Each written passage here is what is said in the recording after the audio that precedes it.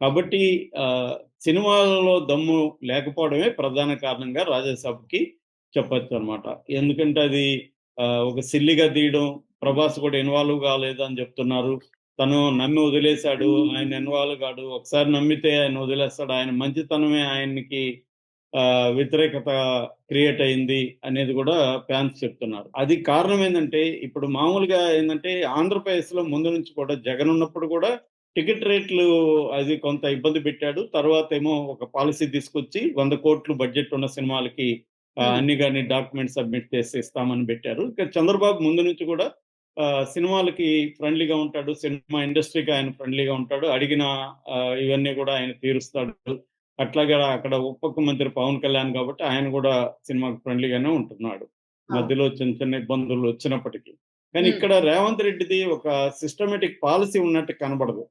అప్పుడేమో అల్లు అర్జున్ విషయంలో సాక్షాత్ అసెంబ్లీలో నేను కుర్చీలో ఉన్నంత వరకు టికెట్ రేట్లు పెంచను, ఎక్స్‌ట్రా షోలు ఉండవు, ప్రీమియర్ ఉండవు అని శపథం చేసినట్టుగా ప్రకటించాడు.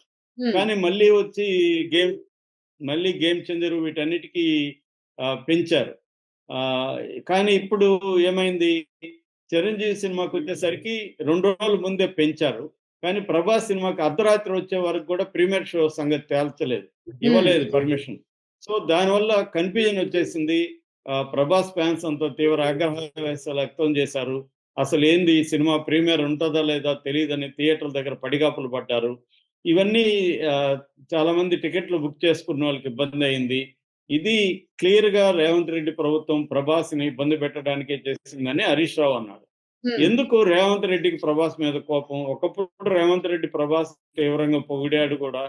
మరెందుకు కోపం అంటే రేవంత్ మన ప్రభాస్ వాళ్ళ పెద్దమ్మ అంటే కృష్ణరాజు వైపు ఒక 4, 5 నెలలకు ముందు కేటీఆర్‌ని కలిసింది. ఆ ఓకే. టైంలో మళ్ళీ వచ్చేది కేసీఆర్ ప్రభుత్వమే అని ఆమె ప్రకటించింది. సో, హ్మ్. అది కోపంగా పెట్టుకున్నాడు రేవంత్ రెడ్డి. ఆ కోపాన్ని ఇలా చూపించాడు అనేది హరీష్ రావు చెప్తున్నాడు. హ్మ్. అది కొంతవరకు నిజమే అనిపిస్తది. ఎందుకంటే రేవంత్ రెడ్డి ముందు నుంచి కూడా అందరికీ ఒకే పాలిసీ అన్నట్టుగా లేడు. అవును. తనకి ఎవరైనా ఇబ్బంది పెడితే వాళ్ళని ఇబ్బంది పెట్టడం అనేది ఆయనకి దీంట్లో కనపడుతుంది. అది జగన్‌లో కూడా అదే కనపడుతుంది. హ్మ్. ఆహ్, కానీ అక్కడ చంద్రబాబు ప్రభుత్వం అది లేదు. చంద్రబాబు ఏందంటే అందరికీ ఒకే రకంగా చూస్తున్నాడు. కానీ రేవంత్ రెడ్డికి ఆ ఇది ఉంది. అంటే నన్ను వీళ్ళు పట్టించుకోవట్లేదు అన్న కోపముంది. అందుకని అవును. చిరంజీవికి మాత్రం అడిగి అడక్క ముందే పెంచేసి ముందు 2 రోజుల ముందు పెంచాడు. హోంశాఖ నుంచి రిలీజ్ చేశారు. రెండోదేందంటే ఇక్కడ కోమటిరెడ్డి వెంకటరెడ్డి సినిమాటోగ్రాఫ్ మంత్రి ఆయనకి అసలు తెలియని కూడా తెలియకుండా జీవోలు ఇష్యూ అవుతున్నాయని సాక్షాత్తు కోమటిరెడ్డి వెంకటరెడ్డే చెప్తున్నాడు. అంటే అవును. క్లియర్‌గా ఇక్కడ రేవంత్ రెడ్డి సొంత నిర్ణయాలు తీసుకుంటున్నాడు. మంత్రి ఆ శాఖ మంత్రికి కూడా ఏమీ తెలియట్లేదు. ఆయనకి నచ్చినోళ్ళకేమో ఒక రకంగా ట్రీట్‌మెంట్ ఉంటది. నచ్చనోళ్ళకేమో చాలా బ్యాడ్ ట్రీట్‌మెంట్, షాక్ ట్రీట్‌మెంట్‌లు ఇస్తున్నాడు రేవంత్ రెడ్డి. హ్మ్. ఇది మంచి పని కాదు. క్లియర్‌గా ఏందంటే రాజా సాబ్‌కైతే ఒక పక్క రేవంత్ రెడ్డి షాక్ ఇచ్చాడు. మరో పక్క నెగటివిటీ వచ్చింది. తర్వాత మళ్ళీ 'చిరంజీవి' సినిమా గూడా హ్మ్. 'చిరంజీవి' సినిమా లేదనుకోండి. ఇంకొక ఈ సాటర్‌డే, సండే దగ్గర నుంచి ఇంకో 2, 3 రోజులు కొద్దిగా బెటర్‌గా ఉండేది. కానీ అవును. ఇప్పుడు 'చిరంజీవి' సినిమా దెబ్బకి 'రాజా సాబ్‌ని' ఇంక మర్చిపోవాల్సిందే. కొన్నోళ్ళు ఆల్రెడీ బండబూతులు తిడతా వీడియోలు గూడా వస్తున్నాయి. నెల్లూరు అవును. నుంచి ఒకతను మారుతిని ఎంత తిట్టాడో మనం చూసాము. అవును. సో, బయ్యర్‌లైతే చాలా చాలా ఆహ్, ఆహ్, ఏడుస్తున్నారు, శపిస్తున్నారు.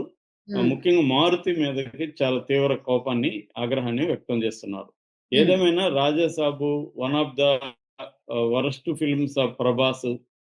One of the flop films of ప్రభాస్‌గా నిలిచిపోతుంది. రికార్డ్ క్రియేట్ అవుతుంది. ఒక మంచి అవకాశాన్ని మారుతి చేజార్చుకున్నాడనేది ఇప్పుడు అందరూ గూడా చెప్తున్న మాట.